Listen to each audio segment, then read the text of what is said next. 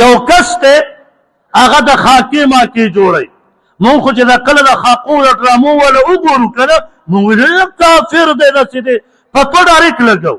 لیکن والله بعضې پکې داسې خلک شته چې د هغې عقیده ګورئ داسې عقیدې څه چې قرآن ویلي یو کس تللی دی یو ونه ده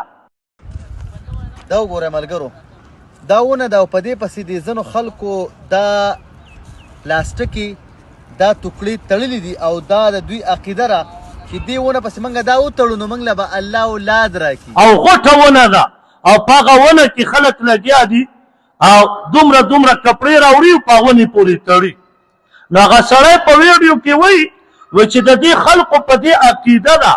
چې په دې ونې پورې د کپړه وتړه نو تاله به الله پاک نارینه اولاد درکوي نو هغه ونه یې ټوله د کپړو نه ډکه کړې ده دغه کار کافرو کو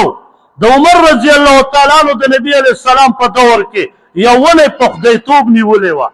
چې دې لاندې چې کینې دا کار دې کېږي دا عمر رضی الله تعالی عنہ هغه ونه یې کټ کړه